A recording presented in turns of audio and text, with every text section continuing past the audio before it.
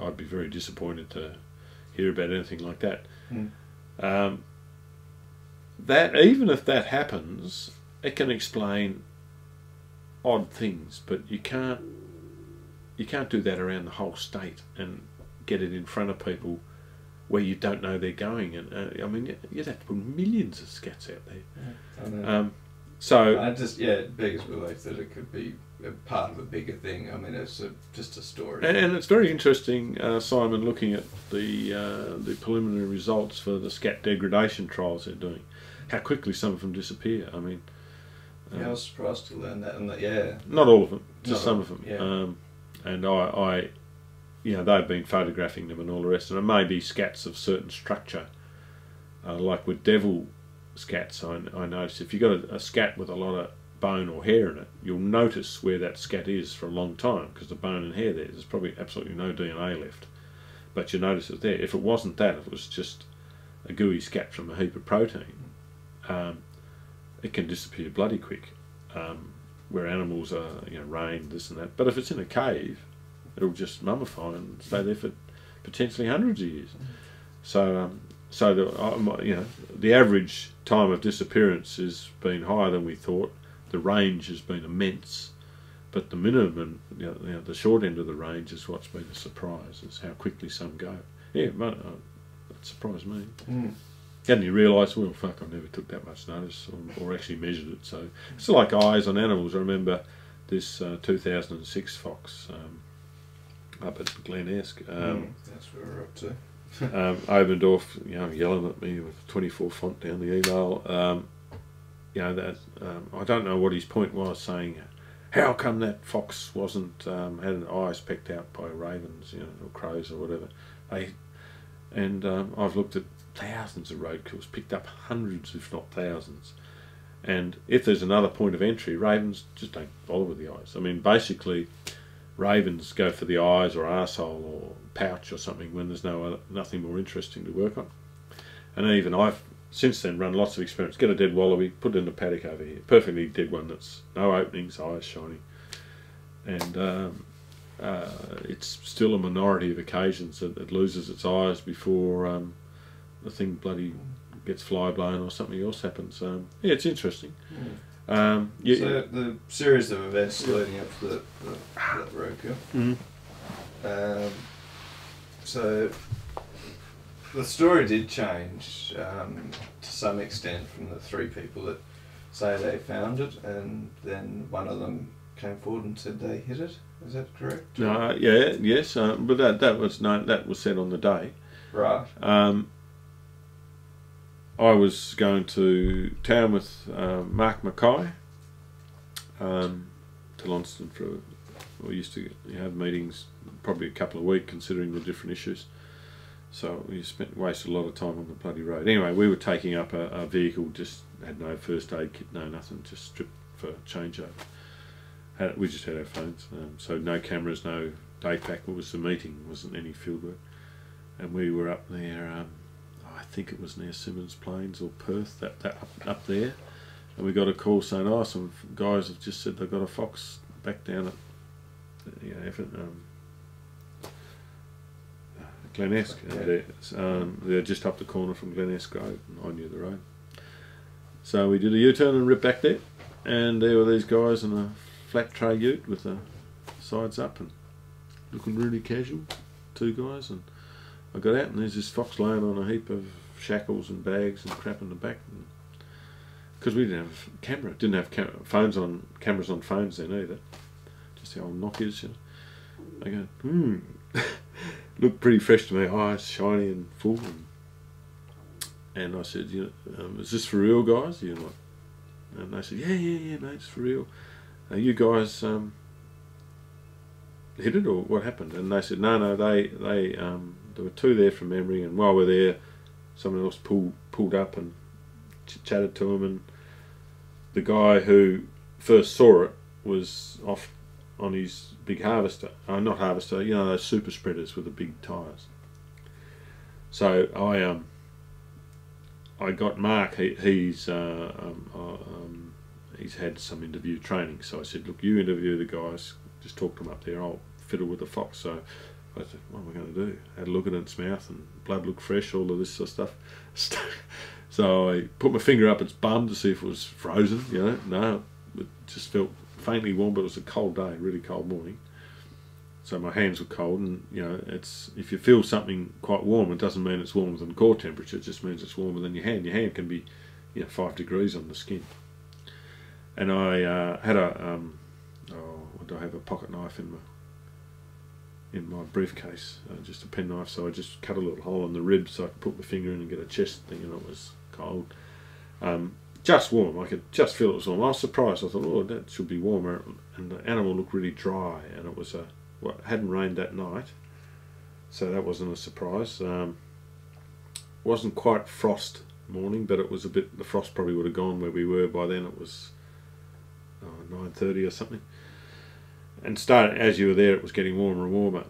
And then, as you do in the country, people driving past stop and have a look. The guy came back in a 4-wheel drive, who was the guy who, you know, the chatter then, I was just listening without ear to the chatter, was that he's the guy who hit it. And everybody assumes hit and killed. But he, I think it was he, had one of those soil thermometers, because these are contractors who, before they plant spuds and stuff, they stick these things in the, you know, the probes. Yep. I use them all the time now. They're really good, very accurate. And he said, I said, I had to stick my finger up its arse, and they go, oh, Jesus, you don't have to do that. Here, try this. And so I had a thermometer, and suddenly, so I did a couple of temperatures here and there, and got Mark to witness them. Had the ambient, so we had a couple of 2.5 degrees or whatever above ambient for core. Which it was very lucky I could do that, because within about a quarter of an hour, while the interviews, people were chatting, the ambient had passed that animal core, so then the animal would be warming after that, and you got no information, no hope of anything. So that was lucky, just luck that I was able to get a core temperature. But its eyes were incredibly bright and clear and shiny, and the blood was really red. By that time, Craig Bester arrived with a camera. Got some photos of it on the row, in the back of the thing. I bagged as soon as so the interviews were sort of rocking along. The guys turned up, got some photos, so I bagged and brought some bags. Meanwhile, I'd been down to the pub down there trying to scrounge some ice up, but all I could get was a handful of bloody party ice. But that was all right. So I bagged it all up, wrapped my gear around it once it was in the bag, just with the ice, and scooted up to Mount Pleasant, making a stop at Kim Barrett's veterinary surgery to X-ray, because I knew they can't X-ray things at Mount Pleasant. So I just got a quick X-ray. I can remember her commenting, "Oh, that's a freshie," and which I asked her later for something a bit more formal, a letter, which is on file.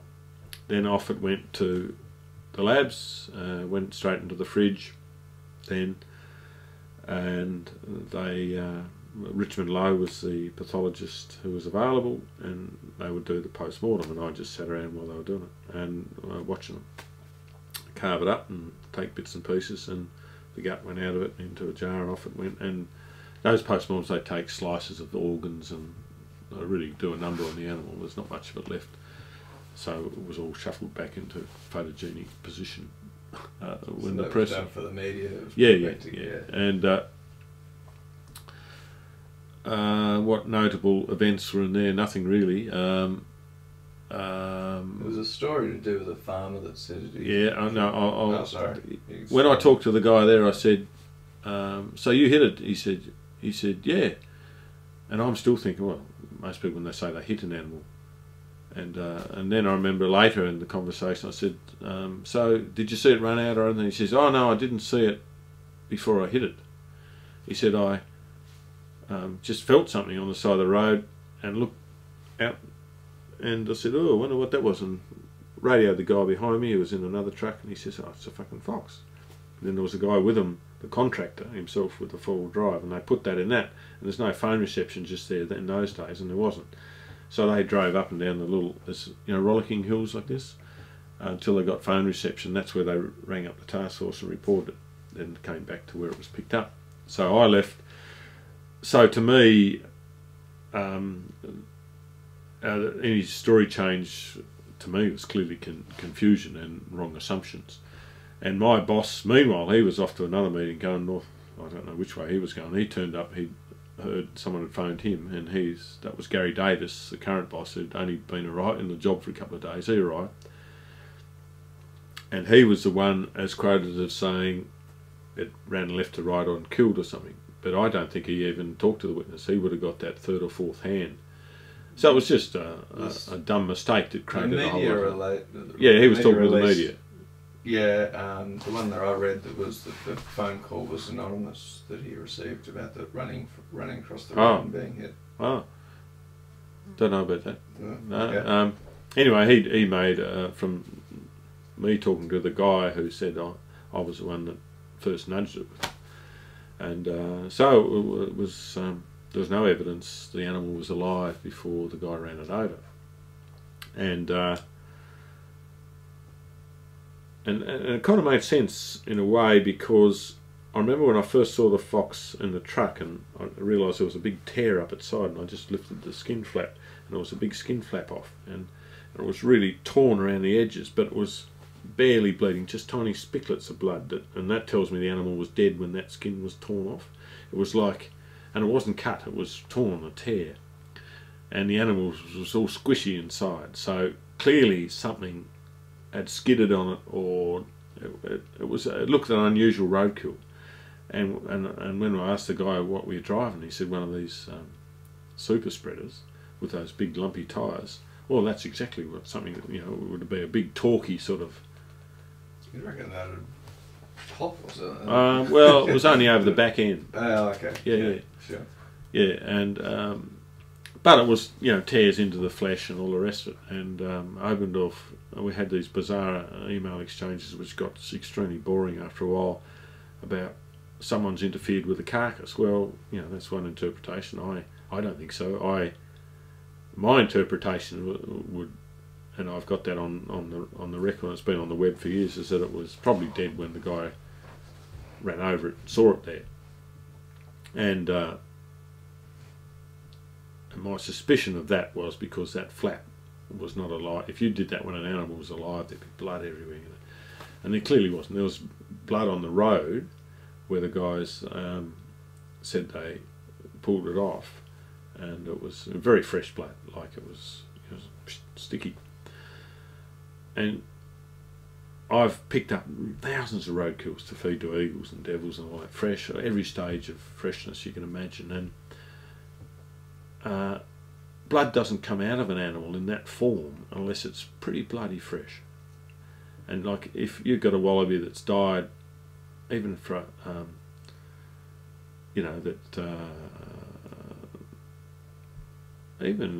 sometimes hours, and you pick it up and blood comes out, it comes out in globs. This was like you'd got fresh blood and poured it on the road, like it looked bloody fresh. And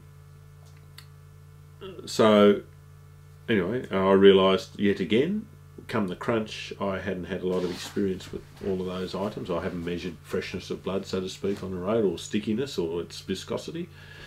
So it just looked really fresh to me, and my experience was fresh. The eyes looked clear and bright, and by the time it got to post-mortem, the eyes were starting to dehydrate, but fridges do that. So close-ups of the face and eyes and that weren't taken until it came out of the fridge, and it had been in the fridge for an hour or so. And fridges are air conditioners, they dry up all that stuff, which was a real pity. It just would have been nice to have good close-up stuff in the van, but if you look at the full framers and you jig them up a bit, you can still see the eyes are nice and full and all that. One of the pictures I've seen looks like a bullet hole in the cheek. No, there was a bite, and if you did the jaws, the teeth matched. So I think it was distorted like that. Right. There was no evidence of lead, and the bones are all essentially intact in the head. Sure. A fairly catastrophic squish in the middle. But there was a fractured femur too, which could happen before or after the truck went over it. And 2 nights later, I think it was 2 nights later, it's on that report I've got on the website. Craig took a call. He had the hotline. He got a call saying, "You guys should know. I'm from Campbelltown area. That fox was run over up near Simmons Plains. and move because the farmer, local guy, didn't want you on his place. To me, that kind of, well, that made sense. That kind of put all of those items in perspective. So if you think of a scenario of run over the night before, the evening before, sitting in the back of a truck or ute all night, guy thinks, wow, fuck, what am I going to do this?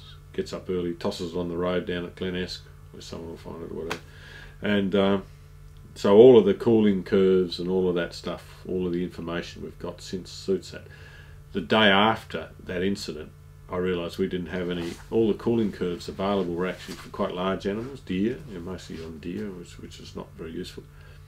So I went out with a local farmer here and we shot a couple of really big cats and really big hares, which are within that sort of similar shape. And I tried to mimic the injuries. After they were dead, we squished them, and then I cut a flap off the skin. And I sat up all night doing temperatures, cooling curves on them. So then and it was pretty consistent between all those animals. So the fox was marginally larger than those animals, so the cooling curves would have been a little bit flatter, But so it had been dead longer than my first impressions, right? But that was a matter of my experience. But more like 10 hours or something like that from memory, and I've got that in the report.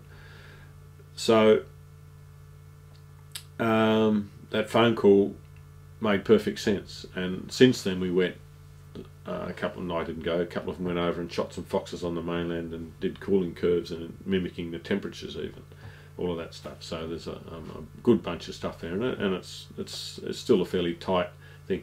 As something cools, where the curve flattens out, your time plus or minus hours, it's not so clear. So after a certain time, when the fox temperatures got nearer ambient, the cooling is so slow that you can't make very fine decisions. That's why a dead human body, they try and have look for larvae, for instance. If this was too fresh, there was nothing like that. You look for something else, not just cooling, because it alone is not really good after a certain time after death. It didn't matter. This was a useful range. The temperature of that animal given the ambient was a useful guide there. And that anonymous call, and don't you hate anonymous calls, to Craig, was such that story was, I think, one of the better ones. The question then again becomes the only really important question then to me is, was that fox killed in Tasmania? I've had people suggest to me it was brought over live and run over and in a bag. There was hessian on the fox and bits of bran, but that was it was sitting in a ute that had bran and hessian sacks in it. We did have the sense, so I got temperature off it and good descriptions, if not photographs of some of the features, and we vacuum cleaned the animal first chance we got. That's what we put in a nice plastic bag for a start. So I got expert opinions on pollen and dust and geology and all the rest. And the geology was consistent with that ironstone area, and the pollen was all consistent. And it was even, they couldn't speciate it, but one option on it was an endemic pine. It's only in Tasmania there. It was oyster bay pine, I think. It's in the report, and so that didn't prove anything, but it was entirely consistent with the whole thing being killed in that area and dumped there. I would have thought if it had been dead for 10 hours and on that road for 10 hours, it would have been seen long. There's traffic on that road. So that was, so it having been killed earlier and sitting in the back of a boot or somewhere and getting dumped early in the morning, just before that. Yeah, someone traffic. had been past at 8:30, they said, so between That's 8:30 right. and 9:30. And that guy pulled up there and he said, I was here at 8:30 and it wasn't here. Yeah. And you would notice that it was where the blood was on the road, presuming that's where the nose was. Yeah. You couldn't miss it really, unless you're driving a big truck and you've got your radio on, and who cares? So that I don't have a huge problem with that. I'm not most of the skepticism I've seen, the serious skepticism I've seen with that issue is about whether myself and or colleagues set it all up. And You know, if you don't know me, that's a legitimate thing. But I you know, well, I know we didn't. I wasn't with my colleagues the night before, but I've seen no evidence there was anything set up there beyond what's been reported with someone moving it because they didn't want us on their property. I don't know all the landowners here, but I did. It's a famous anecdote I tell. I was talking to a farmer friend of mine, a guy who's won some land care awards and that. I have other dealings with him up there, and we were talking about this. And I was saying what a pain in the arse it is with anonymous witnesses like this. And he was saying, well, he says, I can kind of understand it. And I said, what do you mean? I said, well, what'd you do if you just found a dead fox? And he said, oh, depend where it is. I said, what do you mean? He says, well, if it was where someone else would find it, I'd just go straight past. And why? Oh, just, why do you think, you know? Well, and I said, what if it wasn't? He said, I just shifted to somewhere someone else would find it, which is exactly what the guy said from Lillico, what this is about. And it's a real pity that it's got to that, because that will probably happen with the next event. I would be amazed if we get ever get a fair and square run at a bit of evidence like that. It's quite possible that's as close as we'll ever get to a bit of dinky-die evidence, and you've already had guys holding it up and taking photos of each other and all this stuff. Yes, it's a pity, but it just seems to be a fact of life now. And you think of the likely scenarios of another bit of evidence. Let's say a shooter up at back of Campbelltown rings up the hotline 11 o'clock at night, says, I've just shot a fox. There's no way that fox would have been shot and left where it was shot, and the guy sit where he shot it and wait. His mates would be out there and they'd be oohing and ahhing, and someone would pick it. Blokes do that, they have to pick it up and they tool around with it, you know. Might even be back at the house because it's starting to rain, so they take it back, you know. The odds of everything being dealt with correctly are incredibly remote. I mean, even the police do some amazing things like that. Picasso, the murder, the horrible thing up at Beaumaris. There was apparently when the first policeman got there were footprints all around it, and he walked all around it, and so plaster casts weren't made of those footprints, like was the killer's footprints. And they even moved the body and covered it with a tarp just for decency's sake. You know, amazing. That's what. And the policeman at Burnley never photographed the fox. So he might have had a camera, I might add, but still, you think, Jesus, people make mistakes, especially if they're a bit excited. Yeah, and we're all prone to it. Yeah, and I've made more than my fair share, I dare say. The next one is the blood. Yes. Yeah. Again, sort of a series of events. How it came to be found. Fortunately, that was. It was actually much more straightforward than people make out, and fortunately it was with Mark Mackay, the guy who I was with at Glen Esk, and he's well, he's as near as you can come to being anal with record keeping and that sort of thing. Ex-army guy, loves his record keeping and his plans. So he was one of the few people that ran a proper running sheet. I got there, then this I did this, which is what you're supposed to do. And so there's a running sheet, a record of what he did, dates and times. You know, you have to disbelieve the running sheet, you have to say he's been fraudulent. At least there's a clear record of what he says happened. And the sequence was, it was a chook kill, run-of-the-mill chook kill, a few more than usual.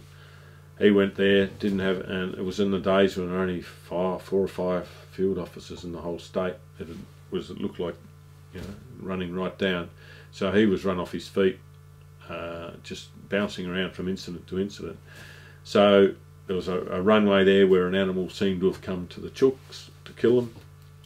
He put some wire around it hoping to get some fur, and put a little bit of sand. There was only a little bit of sand available just under it. So, and that's standard. I've done that many times at chooks.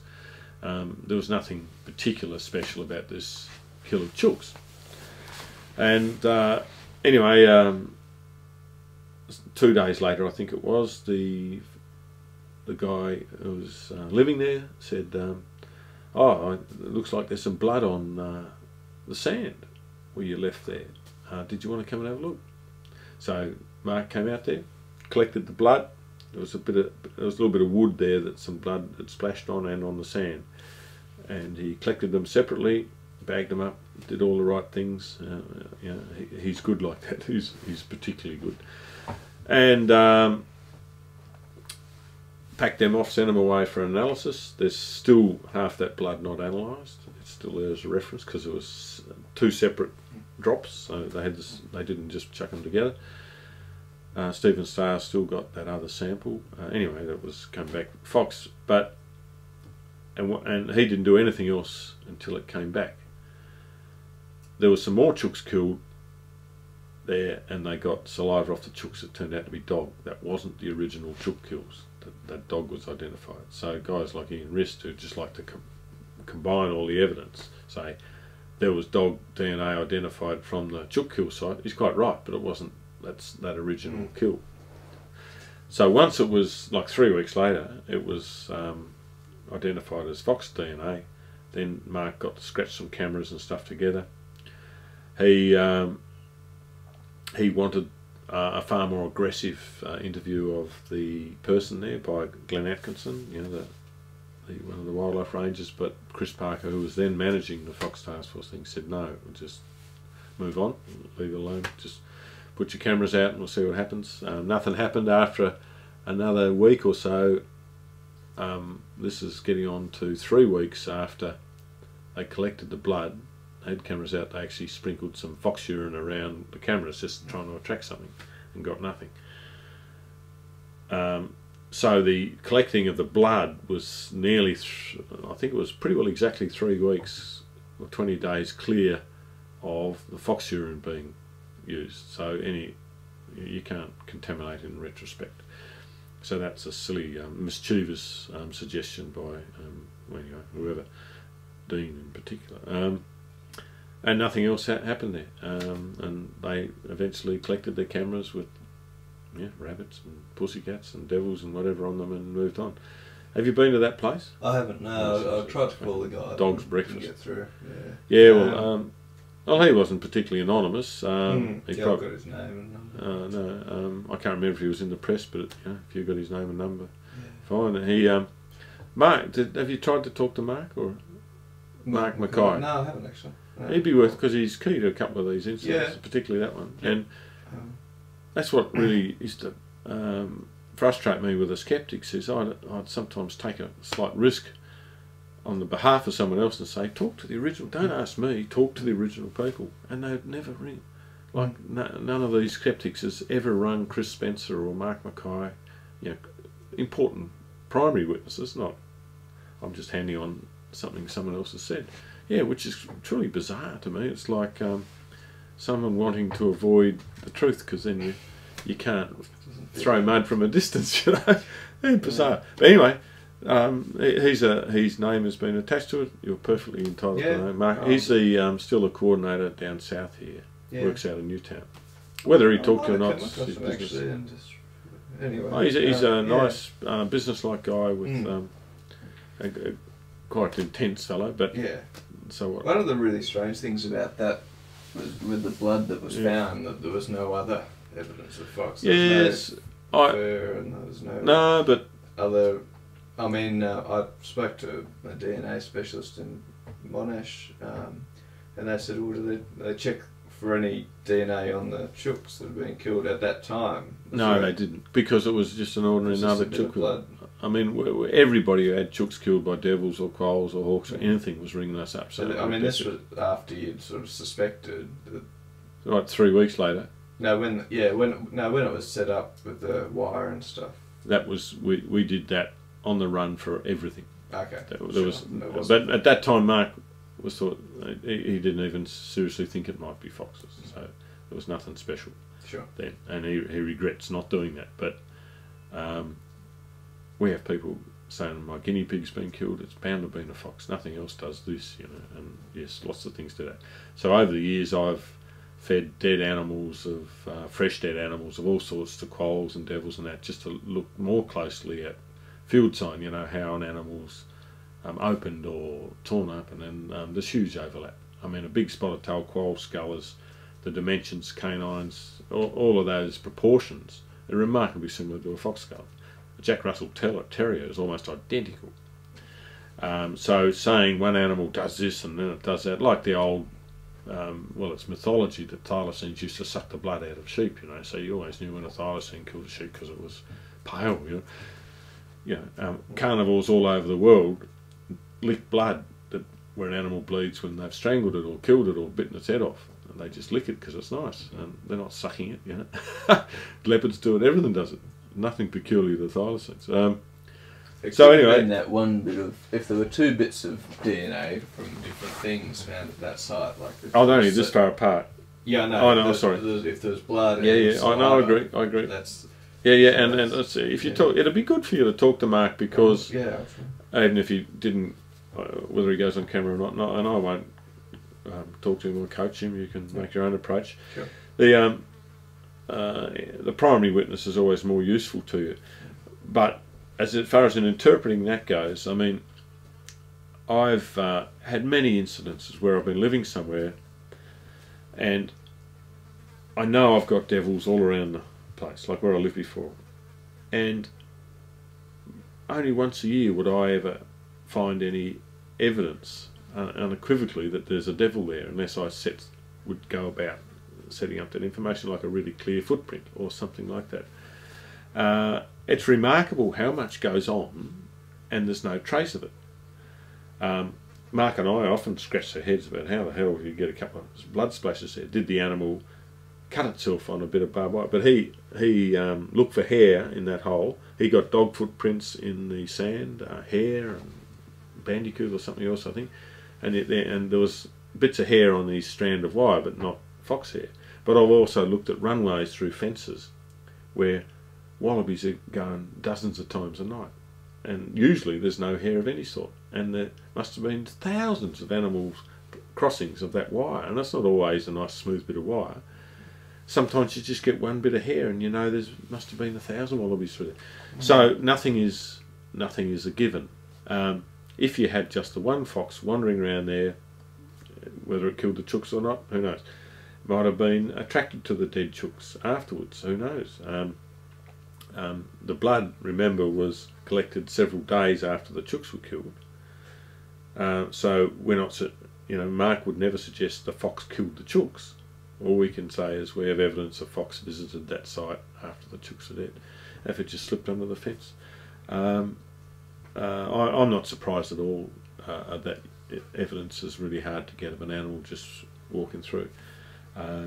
Doesn't surprise me at all, and I've just paid a lot more attention to that since then, because I'm as homocentric as anyone else and think, oh, I'm pretty good at this stuff I can find there. But sometimes it really amazes me how let's say you set some traps, or you put cameras, or you use a new technology. You didn't do cameras, or an excellent one, and you discover things living around your house you never knew were there. Like, and I found it with some species, eastern quolls, bettongs, where I used to live in the bush.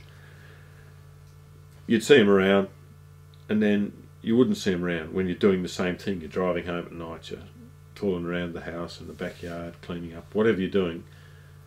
Some periods of time you would see these animals, other periods you wouldn't. But if you set traps or put cameras out, they were still there. The densities had dropped for whatever reason, to the point where they just dropped under casual notice. If you did something really specific and tried hard enough, you'd probably find them. So, and it's a perennial problem for survey and science. As you go somewhere, you survey a block of land for mammals. The harder you try and the more different things you do, the bigger your list of animals.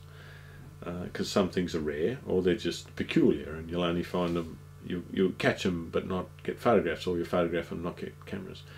And so these surveys that people use as, oh, this is the animals that you find on this land, they tend to be little snapshots, and they're always incomplete. They can never be complete, almost by definition. Sure.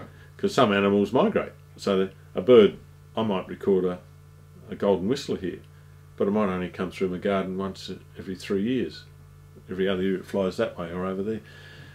Some of this is very tenuous records, so it's disappointing. It's kind of being surprised or not is more to do with your expectation. Well, that's the definition of surprise. It didn't match your expectation, isn't it? Yes. People often have blind faith in new technologies too. I can remember the emergence of really good automatic cameras, digital cameras, and people just imagine they'd photograph anything. And it's on some occasions it's surprising how you blitz an area with cameras and you don't catch an animal you know is there because you see footprints and all the rest of it.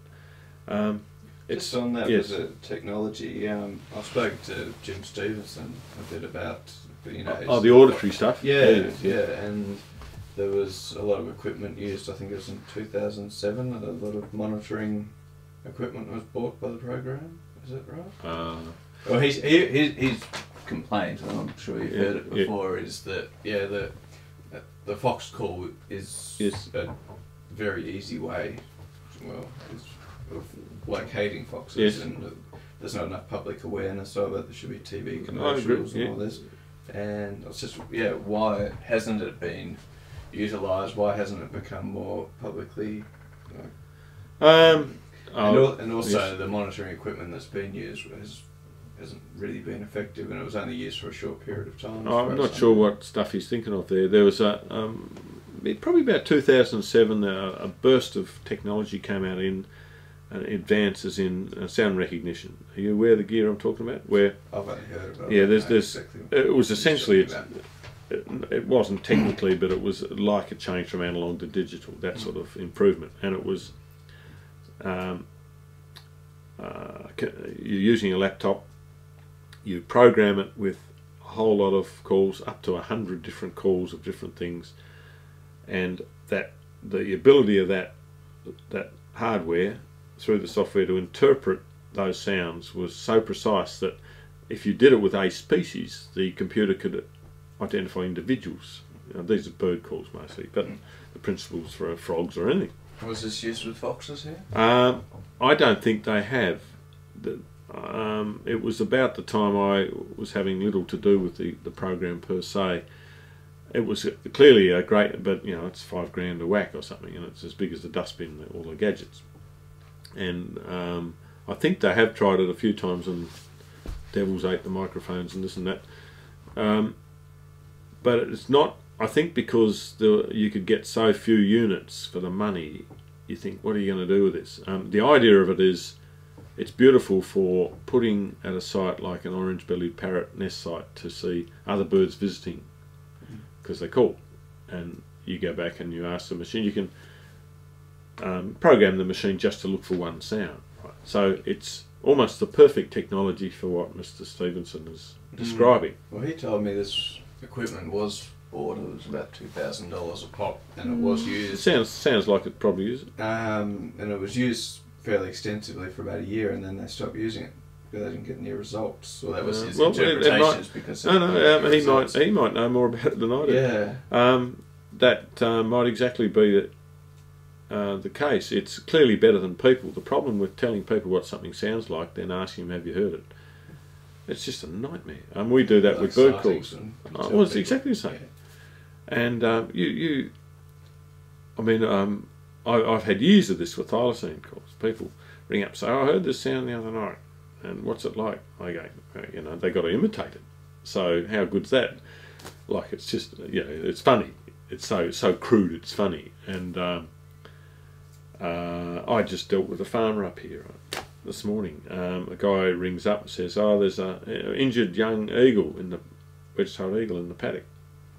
I go up there, turns out to be it's a fledgling marsh harrier. Anyway, then I ring him up and I say, you sure it was an eagle? Oh, yeah, but only a young one. How do you know it's a young one? Oh, it was really small, only as big as a crow. Well, this particular farmer didn't know that birds are full grown when they leave the nest. You know, an eagle's as big as a turkey. Always is. So even someone who's lived on the land here his whole life must have seen these birds thousands of times. And it's a nice guy, and chatting to him seemed a reasonable observer. Utterly wrong. Didn't know the bare basics, you know. And so trying to figure out calls with that's just an example of the sort of observer problem you have, is incredibly difficult. I'd have little faith in people's. The technology would be nice to have a lot of those. I mean, there's some serious monitoring mistakes or omissions, and they are of that sort that Jim's. I don't agree with everybody listening for foxes and calling in the hotline when they hear them.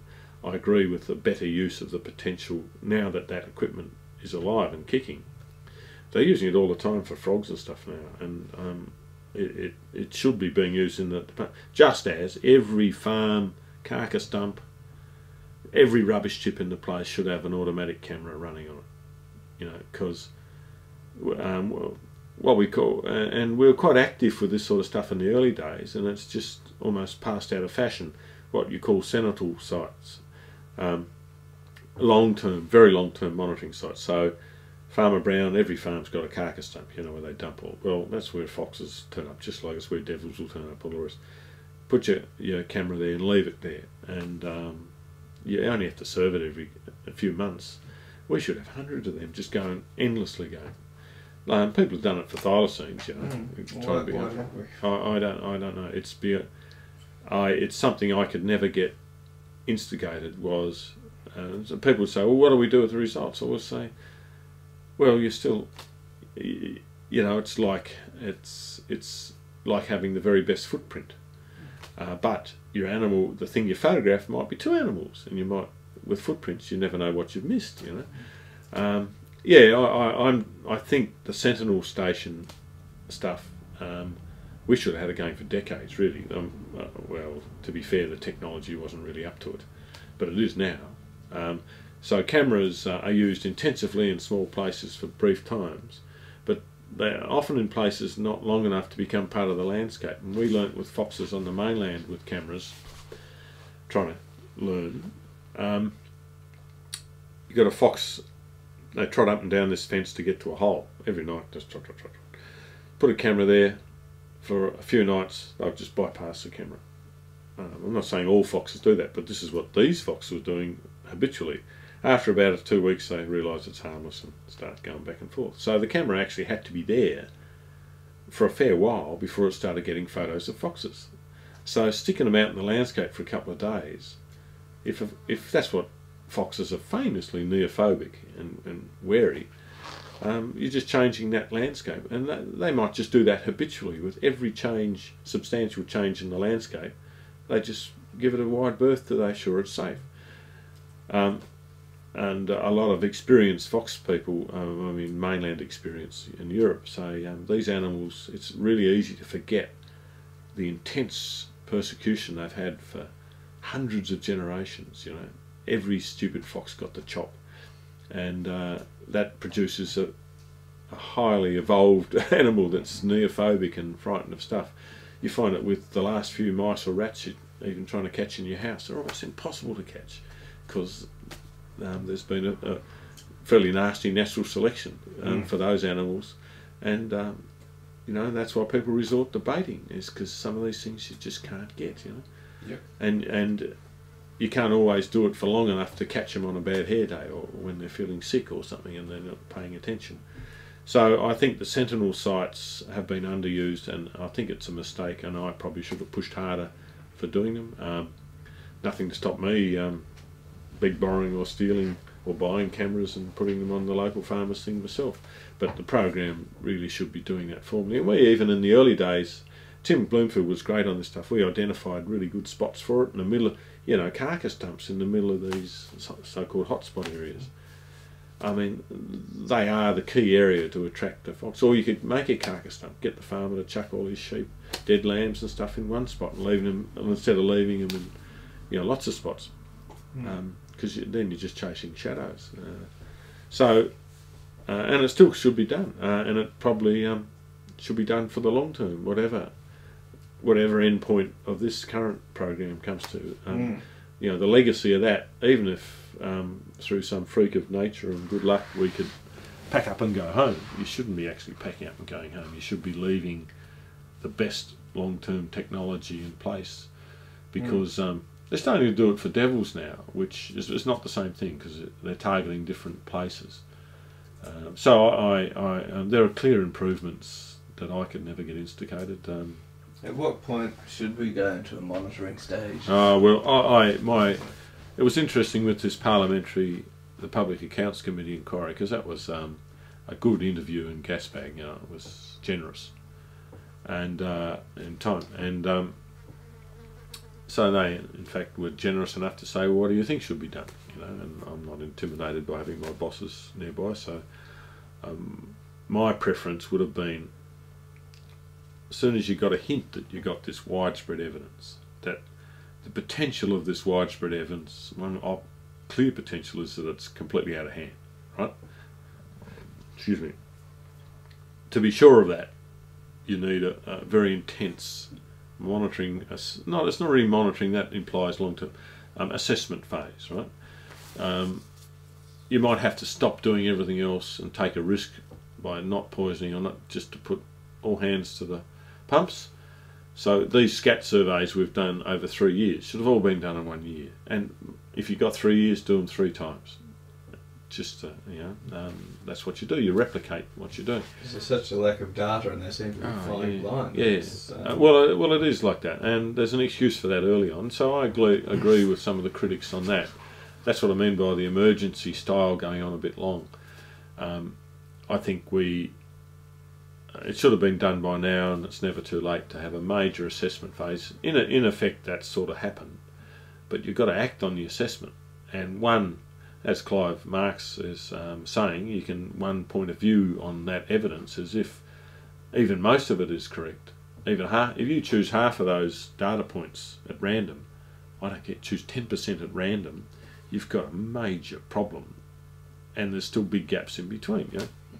So I think that sort of sobering review is quite timely, and it's a very interesting thing to do. If you got a map, and even if you only consider the DNA scats, if you can take away every one of those except one, only leave one, and you've still got a problem. If you pick 2 at random, they can be 150 kilometres apart.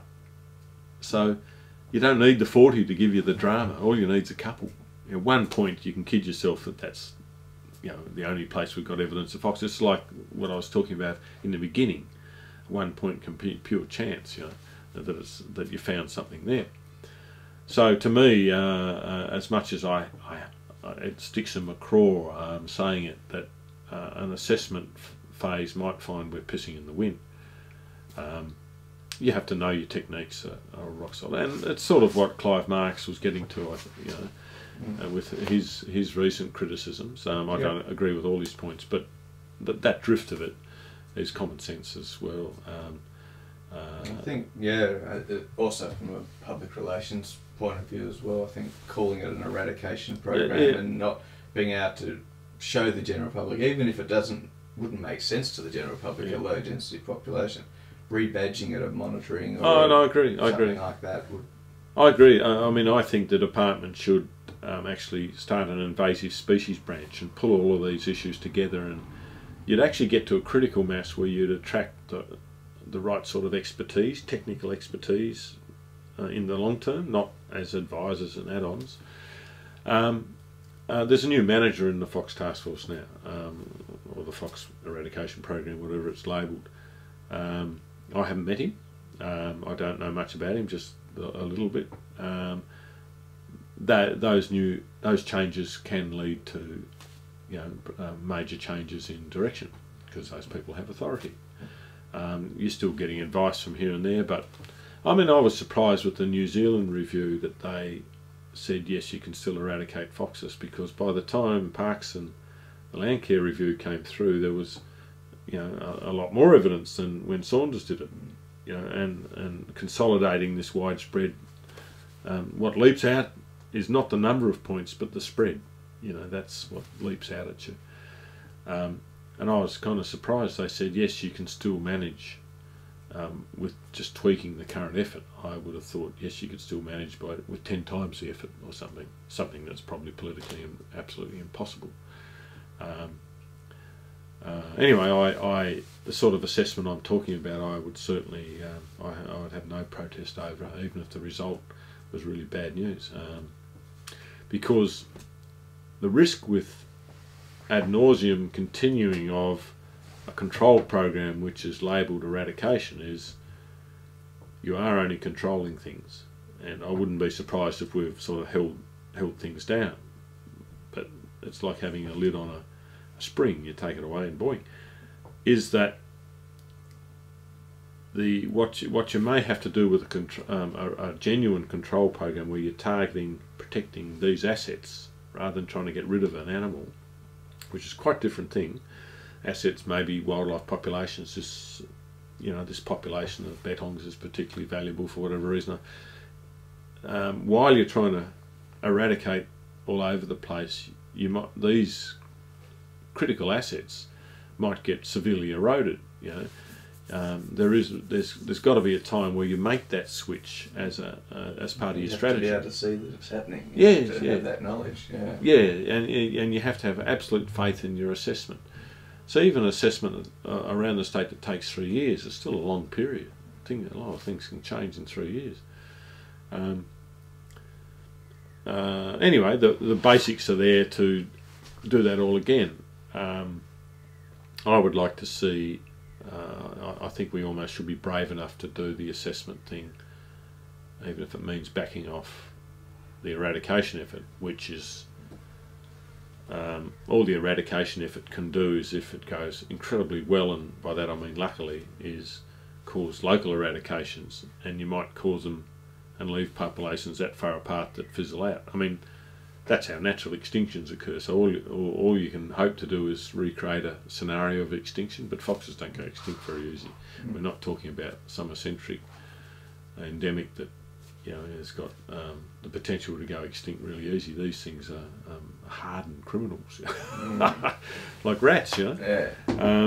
Just one final point. One of the things that Clive talked about is the fact that what the data has shown us in Tassie, what there is of it, is completely contrary behaviour from foxes to what we know about them. As in, we haven't found these clusters around dens where, if they are breeding, and what we know about them is that they are stationary for a quarter of the year, yet we haven't. There's two ways of looking at that. I don't think he's necessarily right at all. Nearly all the studies of foxes, all of that information, and his confidence in that comes from foxes having continuous neighbours, where you can't move if you want to. It's perfectly predictable where you'll find me, because I've got neighbours. In my old house, where I didn't have neighbours, you could visit my house and I wouldn't be at home, because I'd be wandering around the property, or someone else's property. I think, with a lot of respect to Clive, I think you can't assume foxes will behave the same where they don't have neighbours or aren't hemmed in as they do when he was talking specifically about the breeding though. So yes, yeah. Well, they still have to breed in one place. Yeah, I agree. Yeah. And after 10 breeding seasons. That's I agree. I agree. And it's quite. I also would suggest we could have easily overlooked fox dens. I mean, I could have overlooked them. I mean, often I look at a den and say, "Oh, I reckon that's devil because of this or that," but it doesn't mean it. Some of those could be foxes, and I've seen a lot of fox dens on the mainland. People have taken me to wilderness dens and this den and under houses and all the rest of it, and most of them you could just go plonk here and they'd be exactly the same as devil dens, the same places, wombat holes. Devils don't dig their own hole, but most foxes seem to den in modified rabbit burrows or under sheds, or exactly the same places devils use. So you don't have devils on the mainland, so you don't have any other animal denning like a fox, so you can be pretty sure it's a fox. I think they could easily have been overlooked here. I mean, if we'd had the courage or been ruthless enough, you could be just simply putting gas tablets down every one of these dens in the hope that you've got a fox. Because I've found wombat burrows that are active wombat burrows, wombats using them and devils breeding in them at the same time. Don't they breed at different times? Devils and foxes? Oh no, sorry. No, I'm talking about wombats and devils. Oh yeah, sorry. I was making. No, yes and no. I mean, foxes are having pups around about the time that devils are denning their pouch young. Right. Okay. So it's essentially the start and the end of breeding are not dissimilar. Right. It's the But if phases you that were to are all find a fox disjunct. den, there was a lot of obvious activity around it. Well, that is supposed to occur in September. That period, that can happen. That's when lots of devil pups are running around the spigot, and it can be neat and tidy or pongy as buggery. And so I just don't think it's as clear cut as. And after that, I've had a few chats to Tim Bloomfield, and they know. Say Phillip Island's a really good example. This is what I don't know if you interviewed Tim or not, but the Phillip Island experience is really interesting. And he was saying, now we know there's foxes on Phillip Island. We know they're pretty rare, and we haven't been able to find a den for 3 years. You know, so that's as close as you can get to Tasmania, probably. I'd be more inclined to think we've overlooked them. But the guys in the early days were Tim was really hot on finding dens, but the guys hardly look now. They're so busy baiting that those nuances have sort of been given up on. And that's why I say, if you knew the reality of the average day at work for most of the guys, I'd be amazed if they found a den. You know, it's far more likely a member of the public finding one by seeing an animal run into it or something like that. This guy, if this guy did shoot that pup at Lillico, it would have been a den pup, you know, hanging around a den. He said there were 2 pups. Well, that makes sense. And our guys searched the area. I'm pretty damn sure where he was shooting, because there's a lot of rabbits there, and which means they've overlooked one. Simple as that. The quintessential fox den with all the boxes ticked might draw your attention, but it's a little bit too. I have an experience with this, a personal one, where when I was young and early in my job, I was incredibly sure about every scat I saw what it was, or nest or den. Now I'm not at all sure, and I used to say, oh, that's a devil, or oh, that's a quoll. Now I just know how wrong you can be, because a lot of those scats, I've just seen more of the animals. I've had captive animals, and you go to a devil pen with one devil in it, a 10-kilo male, and you look at the variety of scats and you go, holy shit, you haven't got a hope of, you know, I must have been wrong so many times just making a call in the field. So I'm a lot more, I don't know, modest or careful now, because I've just seen how wrong you've been, and the DNA stuff just double confirms that, you know. Yeah, there's a red car just pulled in here. Didn't look like a burglar. So someone's about to intervene, I think. What's going on there? Do you mind? You're right, yep.